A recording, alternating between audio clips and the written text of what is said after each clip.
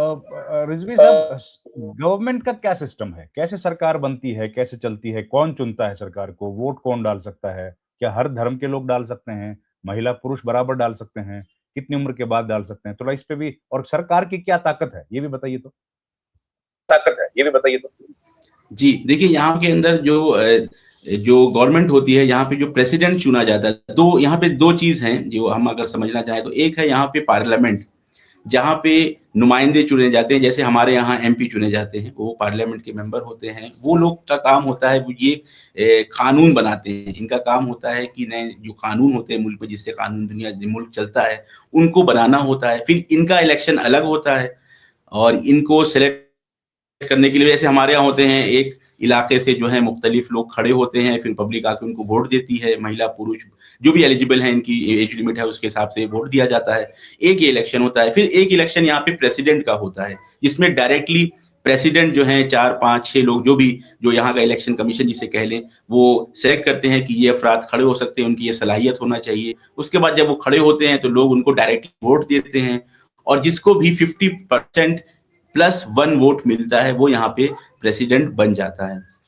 तो ये प्रोसेस है। इसके अलावा यहाँ पे दूसरा जो निचले लेवल के चुनाव होते हैं, वो इसको शूराए शहर कहते हैं, आप जिसको कह सकते हैं नगर पालिका, या मसलन पंचायती लेवल के जो इलेक्शन होते हैं। और ये बहुत ही इंटरेस्टिंग है कि 2 मई को आने वाले मई में पहले हफ्ते में यहाँ पे इलेक्शन होने वाले हैं। जंग से पहले उनकी डेट्स का ऐलान किया गया था, और फिर ऐलान आया है कि दोबारा जो प्रोसेस है, जो वो अपनी जो पहले से डेट्स दी गई हैं उस पर ही शुरू होगा और इलेक्शन किया जाएगा। तो इलेक्शन यहाँ पे 3 लेवल पे होता है। एक प्रेसिडेंशियल इलेक्शन है, एक पार्लियामेंट का इलेक्शन है, और एक लोकल लेवल पे इलेक्शन है, जिसमें औरत मर्द सब जो है वो बराबर से जो है वो हिस्सा लेते हैं और अपने नुमाइंदों को चुनते हैं। कितने साल के बाद? कितने साल के बाद? जी, वोट एग्जैक्टली मेरे ख्याल से यहाँ जो एज है वोट देने की, वो 18 साल की ही है, जैसे कि इंडिया में है। लेकिन मुझे इसमें इसको भी जरा कंफर्म करने की जरूरत है, मेरे जहन में भी एग्जैक्टली नहीं है। लेकिन जहां तक मुझे याद, 18 साल की ही एज है यहाँ पे। और कौन सी मेन पॉलिटिकल पार्टीज हैं वहाँ? और कौन सी मेन पॉलिटिकल? जी, पॉलिटिकल पार्टी यहाँ पे दो, असल में पॉलिटिकल पार्टी उस तरह से नहीं है जैसे हमारे यहाँ हिंदुस्तान में रहता है पॉलिटिकल सिस्टम की एक पॉलिटिकल पार्टी। और यहाँ पे फिक्री तौर से दो, आप कह फिक्री यहाँ पे आइडियोलॉजिकली 2 तरह के फिक्रे हैं। एक है कि जिनको यहाँ पे कहते हैं वो हिजबुल्लाही हैं, जो मिसल जिनका ये मानना है कि हमें पूरी तरीके से अपने ऊपर अपने पैरों पे खड़ा होना चाहिए, हमें बाहर खास तौर से वेस्ट के ऊपर डिपेंडेंट नहीं होना चाहिए, हमारी पॉलिसी जो है वो पूरी दाखिली होना चाहिए, हमें इतने मसलन इसको फारसी में कहते हैं मामी तवानीम, हम कर सकते हैं, हमारे अंदर ये ताकत है कि अपने अंदर जो रिसोर्सेस है उसके ज़रिए से हम अपनी पूरी हुकूमत चला सकते हैं, खुद को डेवलप कर सकते हैं। जिसके मुकाबले में जो दूसरे यहाँ पे कह सकते हैं गिरोह है, ग्रुप है, या पॉलिटिकल आइडियोलॉजी है, वो ये कहते हैं कि नहीं, हमें जो है वो बाहर से भी अच्छे रिलेशन रखना चाहिए, खास तौर से वेस्ट को चाहते हैं कि हम अच्छे रिलेशन रखें। तो इसको यहाँ पे ये दूसरी पार्टी इसको इस्लाह तलब कहते हैं, और ये पहला वाला जो है वो उसको हिजबुल्लाही कहते हैं। तो ये जो इस्लाह तलब वाले हैं, इनका कहना है कि हमें पूरी दुनिया के साथ, खास तौर से जो वेस्ट के साथ अच्छे रिलेशन बना के रखने चाहिए। लेकिन अभी पॉलिटिकल आइडियोलॉजी बहुत ज़्यादा यहाँ पे डिफ्रेंशिएट नहीं रह गई है, खास तौर से जंग की वजह से जो धोखे दिए हैं इन्होंने, निगोसिएशन टेबल पे आके हमला किया है। तो एक पॉलिटिकल आइडेंटिटी, एक पॉलिटिकल आइडियोलॉजी इस वक्त ईरान की हो चुकी है, जो मैं ज़मीन पे देख रहा हूँ, कि वो ये है कि हमें वेस्ट के साथ, या जो भी हमारे ऊपर हमला कर रहा है, जो भी हमारे ऊपर अटैक कर रहा है, हमको पूरी तरीके से उसका सामना करना है, उसका मुकाबला करना है। तो ये जो दोनों जो आइडियोलॉजी थी पॉलिटिकल, ये दोनों इस वक्त एक है, मुत्तहिद है, किसी भी तरह का दाखिली यहाँ पे इख्तिलाफ नहीं है। सबकी एक ही बात है कि हमको इस तरीके से यहाँ पे इनको जवाब देना है, इंतकाम लेना है, कि डिटरेंस ईजाद हो, कि दोबारा हमारे साथ इस तरह की हरकत ना करें और हमारे ऊपर अटैक ना कर सके। राइट। तो अब हमको थोड़ा सा आप बताइए पढ़ाई के बारे में। पढ़ाई कैसा होती है सर वहाँ पे? किस तरह की पढ़ाई होती है? स्कूल कैसे हैं? शिक्षा क्या हिंदुस्तान में जैसी है, अलग-अलग सब्जेक्ट्स पढ़ाए जाते हैं, वैसी होती है कि केवल दीन की बात ही पढ़ाते हैं? रविंद्र जी, देखिए रविंद्र जी, अगर सिर्फ दीन की बात ही पढ़ा रहे होते दीन जो है वो बेसिक मोरालिटी बेस बनाता है इंसान का और इंसानियत का। और अगर सिर्फ़ यही पढ़ाई हो रही होती और जो मॉडर्न साइंस है वो ना पढ़ाई जा रही हो, तो आज आप यहाँ से बैलिस्टिक मिसाइल्स और न्यूक्लियर रिएक्टर की बात कि 60% एनरिचमेंट हो गया, ये ना होता।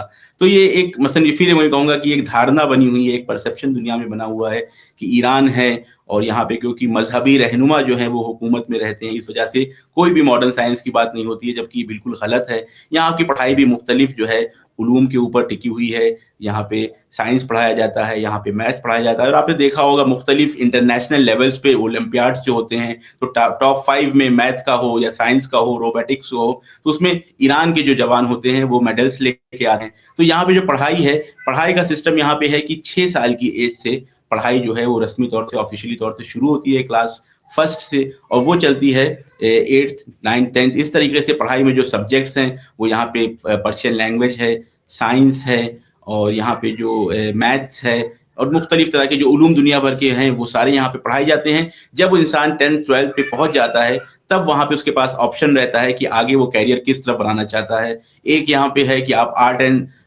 उसमें जाना चाहते हैं, कल्चर में जाना चाहते हैं या साइंस में जाना चाहते हैं या मैथ में जाना चाहते हैं। मुख्तलिफ तरह के यहाँ पे रिश्ते हैं या रिश्ते यानी मुराद यहाँ पे होता है सब्जेक्ट्स। कई तरह के सब्जेक्ट्स हैं, उसी के हिसाब से यहाँ यूनिवर्सिटीज़ हैं। तो हर तरह की यूनिवर्सिटीज़ हैं, यहाँ पे मेडिकल्स की भी यूनिवर्सिटीज़ हैं, टेक्नोलॉजिकल भी यूनिवर्सिटीज़ हैं, आईटी की यूनिवर्सिटीज़ हैं और हाई लेवल के यहाँ पे एजुकेशन होती है कि मुख्तलिफ दुनिया के मुख्तलिफ देशों से भी यहाँ पे लोग पढ़ने के लिए आते हैं। ना सिर्फ मेरी तरह की जो मैं रिलीजियस स्टडी करने के लिए आया हूँ, बल्कि मेडिकल साइंस के लिए और बीटेक करने के लिए और मुख्तलिफ कोर्सेज़ करने के लिए यहाँ पे लोग आते हैं कि ये जैसे आपने देखा भी होगा कि मुख्तलिफ यहाँ पे यूनिवर्सिटीज़ को जो है वो निशाना भी बनाया गया है अभी इस जंग के अंदर। कल ही जो है वो उन्होंने शरीफ यूनिवर्सिटी जो है जिसको ईरान सबसे बड़ी जो सबसे काबिल यूनिवर्सिटी है टेक्नोलॉजीज़ के बारे में उसको उन्होंने निशाना बनाया है।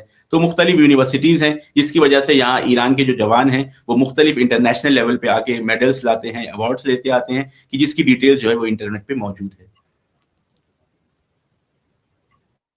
अब ये बताइए रिजवी साहब कि पढ़ाई होती कैसे है? मतलब फ्री है क्या? या प्राइवेट लोग भी प्राइवेट स्कूल्स भी हैं हमारे जैसे हिंदुस्तान में हैं? और फीस का क्या सिस्टम है? क्या बहुत महँगी होती है या कम है? वर्दी क्या यूनिफ़ॉर्म होती है? ये सारी बात बताइए थोड़ा-सा।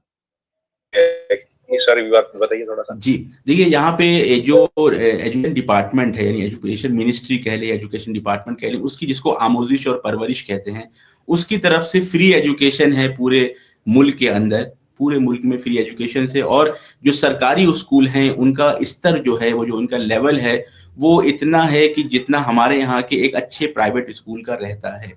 क्योंकि मैंने देखा है ईरान पे जो अक्सर बच्चे हैं वो जो है वो सरकारी स्कूलों में ही पढ़ते हैं लेकिन वो सरकारी स्कूल का इंफ्रास्ट्रक्चर, वो सरकारी स्कूल के टीचर्स, वो सरकारी स्कूल का जो पूरा निज़ाम है, वो अच्छे-अच्छे कॉन्वेंट स्कूल के बराबर का है। तो ये पहली बात। उनके अंदर भी वो मुख्तलिफ उनकी ड्रिल हैं।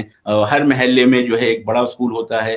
वो स्कूल अगर आप देखेंगे तो उसके लिए ज़रूरी है कि एक बड़ा प्लेग्राउंड होना चाहिए, उसके लिए जो इंफ्रास्ट्रक्चर है बड़ी-सी बिल्डिंग होनी चाहिए, क्लासरूम्स होने चाहिए, जो भी एमिनिटीज़ की ज़रूरत होती है वो सारा रहता है। लेकिन उसके साथ-साथ यहाँ पे प्राइवेट स्कूल भी हैं, जिनकी तादाद निस्बतन कम है लेकिन वो भी यहाँ पे मौजूद है। अब उसमें लेकिन क्या होता है कुछ स्कूल्स हैं जैसे वो अलग-अलग स्पेशलाइज़ेशंस कराते हैं। मसलन कुछ स्कूल्स हैं प्राइवेटली वो चलते हैं, उनका कहना होता है कि हम बच्चे को शुरू से ही जो है वो मसलन मैथ में आगे लेके चलेंगे फ़र्ज़ करें। कुछ स्कूल्स का कहना है कि हम इसको साइंस के ऊपर फ़ोकस कराएँगे। कुछ लोग का कहना होता है मसलन हम जो है वो इस्लामिक स्टडीज़ के ऊपर ही फ़ोकस करेंगे। तो ऐसे स्कूल्स भी हैं जो प्राइवेट हैं, जो स्पेशलाइज़ेशन के ऊपर फ़ोकस करते हैं। लेकिन आम तौर से जो आम ईरानी बच्चे हैं वो सरकारी स्कूल में पढ़ते हैं और अपनी पढ़ाई जो पूरी करने के बाद वो कॉलेजेस में जाते हैं और कॉलेजेस में वो हायर स्टडीज़ लेते हैं हायर स्टडीज़ लेते हैं। ड्रेस वगैरह भी मुख्तलिफ होती है स्कूल के मैनेजमेंट के ऊपर होती है कि वो किस तरह की ड्रेस रखते हैं और वो जो है ड्रेस जो है अपनी लगाते हैं और चलाते हैं। अच्छा। अ, अच्छा। अब ये बताइए रिज़वी साहब कि ये जो पढ़ाई है, पढ़ाई के साथ-साथ खेल के लिए भी वहाँ पर प्रोग्राम रहता है क्या? और जैसे स्पोर्ट्स में तो काफ़ी अच्छा परफ़ॉर्मेंस रहता है ईरान का। अभी मैं देख रहा था पिछली बार जो ओलंपिक में 3 गोल्ड मेडल जीते। तो अच्छा परफ़ॉर्मेंस है, उसके लिए क्या तैयारियाँ की जाती हैं? क्या स्कूल के साथ-साथ पढ़ाई होती है या उन स्कूल की अलग और खेल की अलग कोई नर्सरीज होती हैं, उसके लिए क्या कोई प्रोग्राम चलते हैं, बहुत इन्वेस्ट किया जाता है, उसके लिए क्या करते हैं?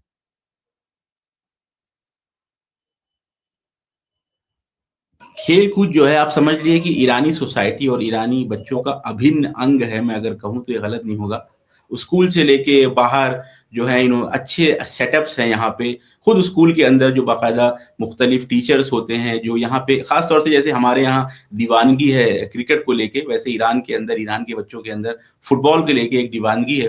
तो स्कूल के अंदर क्रिकेट हो गया और टेबल टेनिस हो गया, बैडमिंटन हो गया, वॉलीबॉल हो गया, ये मुख्तलिफ गेम्स हैं कि जो स्कूल लेवल पे खिलाए जाते हैं और उनकी प्रॉपर तरीके से टीम्स बनती हैं, ऑर्गेनाइज तरीके से इंटर स्कूल कॉम्पिटिशन्स भी होते हैं, इंटर सिटी कॉम्पिटिशन्स भी होते हैं। तो स्कूल लेवल पे भी अच्छा खासा इंतजाम है खेल कूद का कि उसके जरिए से बच्चे की पूरी आमादगी होती है कि अगर वो हाई लेवल पे चाहे तो वो खेल में जो है अपना कैरियर बना सके। बाकायदा उसके यहाँ पे कोर्सेज भी हैं, फिजिकल एजुकेशन के कोर्सेज हैं, यूनिवर्सिटीज हैं, कॉलेजेस हैं। उसके अलावा मुख्तलिफ जो है प्राइवेट वो भी हैं यहाँ पे सेटअप्स कि जो जैसे जो मैंने आपसे कहा फुटबॉल है, वॉलीबॉल है, टेबल टेनिस है, बैडमिंटन है, लॉन टेनिस है, उसके अलावा ताइक्वांडो है और मुख्तलिफ ये जो चाइनीज मार्शल आर्ट्स हैं, इसके स्पेशलिस्ट यहाँ पे क्लब्स होते हैं, छोटे बच्चों के लिए भी होते हैं, छोटे बच्चों से लेके बड़े तक मुख्तलिफ क्लब्स होते हैं कि बच्चे उनको ज्वाइन करते हैं और अगर किसी को खास इंटरेस्ट होता है, माँ बाप चाहते हैं कि उसमें वो कैरियर बनाए, तो वो क्लब्स जो है उनकी सहायता करते हैं, उनके लिए ज़मीना फराहम करते हैं कि वो आगे जो है उसमें अपना जो है कैरियर बना सकें। सरकारी लेवल पे भी बड़े-बड़े यहाँ पे जो है आप कह सकते हैं इंडोर स्टेडियम्स हैं कि जहाँ पे प्रॉपर टीचर हैं, जहाँ पे ट्रेनिंग का इंतज़ाम किया जाता है और प्राइवेट लेवल पे भी इस तरह के क्लब्स हैं, प्राइवेट स्पोर्ट स्कूल्स हैं कि जहाँ पे बच्चा स्कूल के अलावा यानी क्योंकि ज़्यादा जितने प्राइवेट वाले हैं ज़्यादातर वो दोपहर के बाद यानी अगर बच्चे स्कूल के बाद आने के बाद ज्वाइन करना चाहे तो ज्वाइन कर सकता है। इसी वजह से आप देखते हैं एक आमादगी रहती है, एक आमादगी बचपन से ही बच्चों में रहती है कि वो जो है धीरे-धीरे गेम्स की तरफ से आते हैं। खास तौर से यहाँ पे कुश्ती को लेके और वेट लिफ्टिंग को लेके खास जो है जुनून है क्योंकि इनका एक कल्चरल एक बैकग्राउंड है, सिविलाइजेशनल बैकग्राउंड है। कुश्ती को लेके ईरान के अंदर बड़े-बड़े पहलवान गुजरे हैं, तो उसकी तरफ खास तवज्जो रहती है। इसीलिए वेट लिफ्टिंग में आप देखते हैं कि अच्छे खासे गोल्ड लेके आते हैं। लेकिन जो दीवानगी की हद तक जो गेम यहाँ बच्चे खेलते हैं और फिर यहाँ पे क्लब्स वगैरह भी हैं, जैसे आपने देखा है कि यूरोप में मुख्तलिफ क्लब्स हैं, तो ईरान के अंदर दाखिली कई क्लब्स हैं, जो 2 का मशहूर का मैं नाम बताऊँ आपको तो पर्स पोलिस नाम से है और एक है इस्तिक्लाल कि खूब इनके अंदर रकाबत भी रहती है, जैसे हमारे यहाँ मैच वगैरह में रहती है आईपीएल लेवल पे। तो यहाँ का जो महबूब तरीन खेल है बच्चों का वो है फुटबॉल और बहुत ज़्यादा मसलन उसको पसंद किया जाता है, लोग भी देखते हैं, बड़े लोग भी देखते हैं। जब मैचेज़ होते हैं तो टीवी पे लगा के लोग एक साथ देखते हैं, उसको एन्जॉय करते हैं। क्लब्स के अंदर, रेस्टोरेंट्स के अंदर पूरा वही माहौल बनता है जैसे हमारे यहाँ क्रिकेट का बनता है। तो खास एक मोहब्बत है यहाँ के लोगों को फुटबॉल से। और फ़िल्मों का क्या है? फ़िल्में भी होती हैं क्या? संगीत, फ़िल्में, डांस ये सब होता है क्या?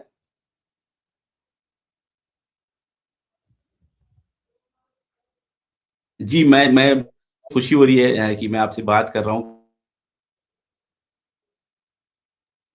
मुझे अंदाज़ा था कि आधे घंटे में हम लोग का हो जाएगा, तो अगर आपकी इजाज़त हो तो हम यहाँ से कल कंटिन्यू करें अगर क्योंकि मुझे 2-3 मिनट में कहीं और जॉइन करना है अभी। हाँ, प्लीज़ कीजिए, तो यहाँ से कीजिए। फ़िल्मों के मौज़ू से, संगीत के मौज़ू से हम अगर कल जॉइन कर सकें, अगर आपके पास करेंगे, करेंगे इम्कान सर, हो इस करेंगे। चीज़ का, ओके, आपके लिए प्लीज़ मुमकिन हो। कीजिए, प्लीज़ कीजिए। बिल्कुल ठीक है। रिजवी भाई बहुत-बहुत धन्यवाद।